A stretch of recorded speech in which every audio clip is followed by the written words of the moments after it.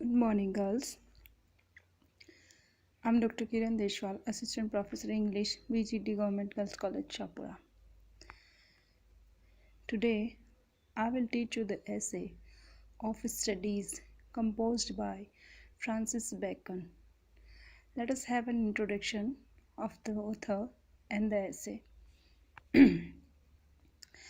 Francis Bacon was one of the leading figures in natural philosophy and in the field of scientific methodology in the period of transition from the Renaissance to the early modern era.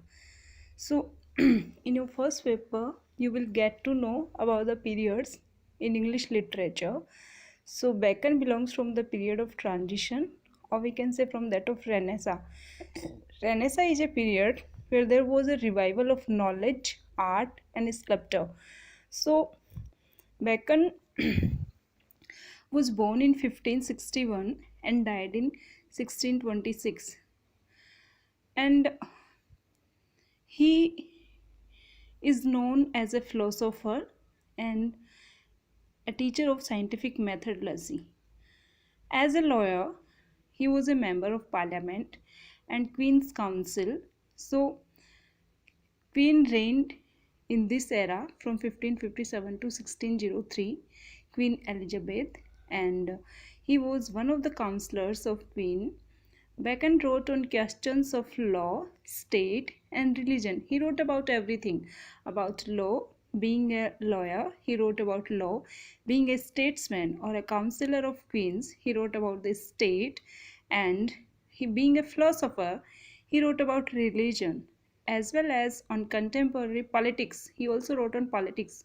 Being a counselor of the queen, he also wrote on politics, but he also published texts in which he speculated on possible conceptions of society.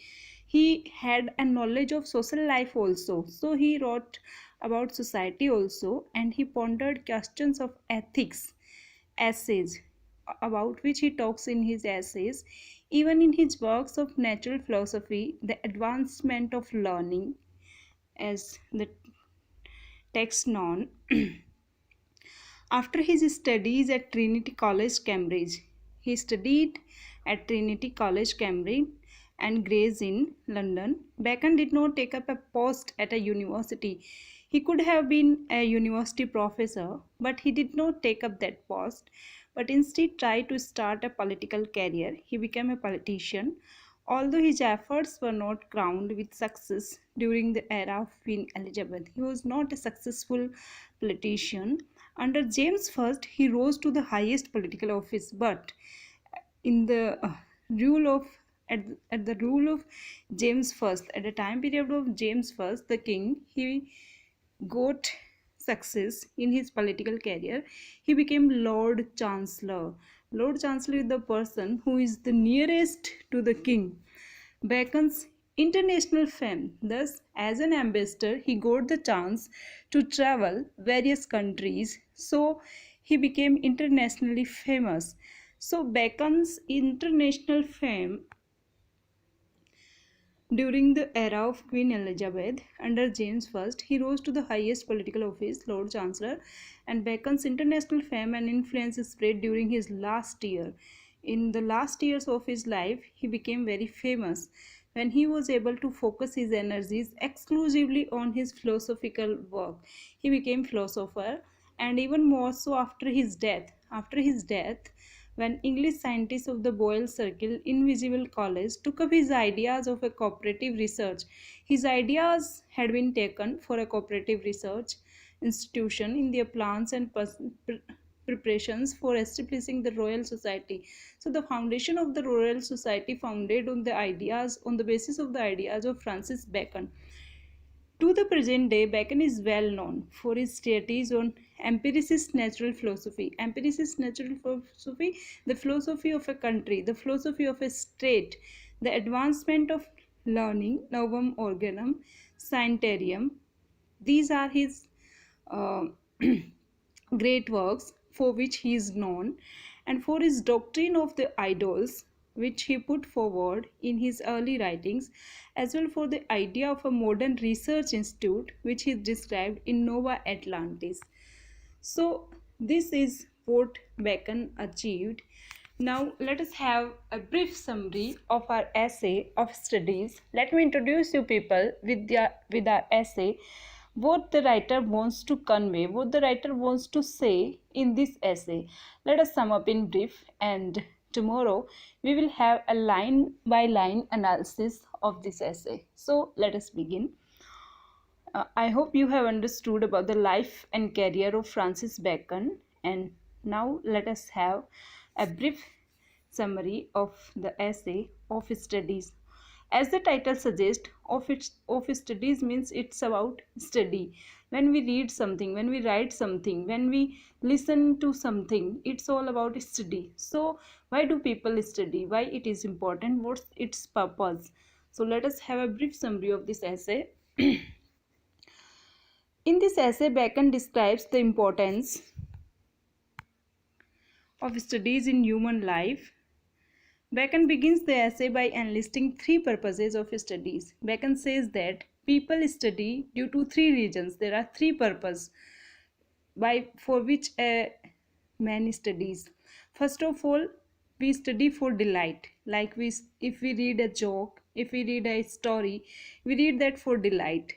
For ornament, whenever we have to speak about something, we read. First of all, when we have to anchoring, so first of all we will read. So to enhance our sentence quality, our speaking skills, first of all we read something. And for ability, to enhance our ability, and to make graceful our ability, we study.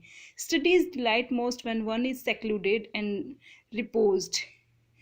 When we are alone or in solitude, only then studies can delight us. Knowledge acquired through studies serve as ornament in a conversation. And if we know various idioms, phrases, or proverbs, we can use them in our conversation. So knowledge acquired which we have read can be used in our conversation. A well-read man will have a good vocabulary and greater knowledge, which will increase the worth of a conversation. So, talkative people, people who are clever in talk, they are just because they have read various things. Studies improve one's judgmental and authoritative abilities. This is true. Ordinary men can no doubt go about their daily business without difficulty. If you are learned, you can do your things better, you can do your work better, but a learned man will do so with higher efficiency. Uh, Study make you efficient.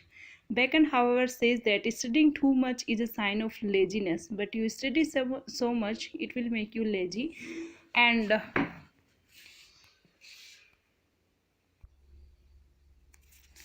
Bacon says that studying too much makes people lazy,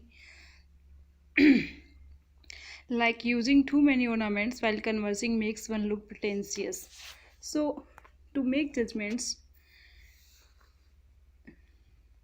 only on the basis of rules is the eccentricity of a scholar. So, this should not be done, this should be avoided. And studies make a man perfect. This is a very beautiful sentence and very meaningful sentence which we still use as a proverb. So studies make a man perfect is the famous sentence from this essay of Bacon's. And it's true, knowledge empowers people. And when you are learned, you are perfect. So studies make a man perfect. Studying is not an inborn talent. People earn it by learning. It is acquired by studying or by learning. The natural abilities of man are to be enhanced by studies, just like the growth of plants is enhanced by trimming. When we trim some plant, it looks beautiful. Similarly, when we imbibe knowledge and we learn something, when we study books, we become learned, talented, or efficient. Studies provide both direction and experience. Study gives us direction towards our goal, and we become experienced person. Practical men often condemn studies, but wise men use it. This is the difference between wise person and practical person. Studies teach men to learn from observation. One must not use knowledge as a means of contradiction or confutation. So this is very important sentence. Bacon says that if you are learned, you should utilize your knowledge in making something perfect or making something better rather than arguing. A learned person should not argue. Studies must also not be used to believe or to take for granted or to talk and discourse, but to weigh and consider. You should become a thoughtful person. Then Bacon speaks about the different ways in which different books are to be read. He says that we should be choosy in reading. Some books are to be tested. We should read some books only on surface level, others to be swallowed, but some books we should learn them by heart, and some few to be chewed and digested, and some of them we should never forget in our whole lifetime. So this should be the rule while we study something. This means some books are to be pursued lightly. We should read them lightly. That is, books are to be pursued lightly, that is tested, while some other books are to be understood and enjoy. We should understood them, we should enjoy them, that is swallowed. On the other hand, certain books are to be digested, that is to fully extract their meaning. We should extract their meaning fully and implement their thoughts, their ideas, their views and their saying in our life. Therefore, some books are to be read only in parts, others are to be read with less curiosity, and some books are to be read with attention and diligence.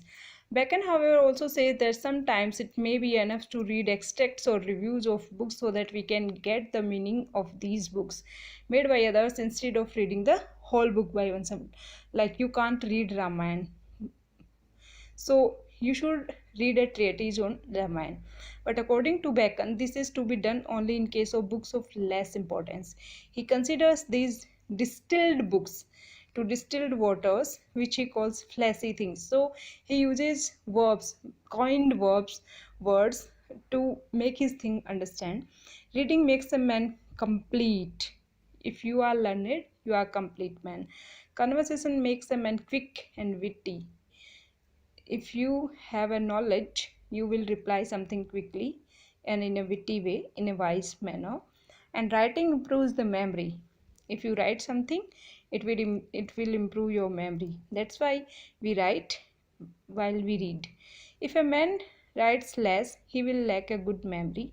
If he speaks little, he will lack wit and presence of mind. So, a study of history makes a man wise, while a study of poetry makes him witty. Mathematics, this is the effect of different subjects on a person's mind. Mathematics makes a man exact and precise, and natural philosophy increases the depth of the mind. Morals make a man grave, whereas the study of logic and rhetoric makes him more comprehensive. So, studies pass into character when we are what we read. Whatever we read, it reflects in our character. A man's character is influenced and defined by the type of books he reads. So there is no disease of the mind that cannot be cured by proper study. Bacon says that study is disease curing. If you have a disease, you can cure it by studying. Bowling is good for the bladder and the kidneys, shooting for the lungs and breast, walking for the stomach, and reading is good for the head. If we read something, it is a good exercise for our head. Similarly, mathematics is the remedy for a wandering mind, because if a man's mind wanders while solving a problem, he can have to begin again. So if a man is unable to make distinctions, he must study schoolmen, and if he is not quick in passing through matters, he should study the law. These things will keep his mind busy. Thus Bacon concludes the essay by saying that, establishing that for every deficit of mind, a remedy is to be found in study. So study provide remedy or solution for every problem of a mind. Thanks for watching. We will be continuing in our next video.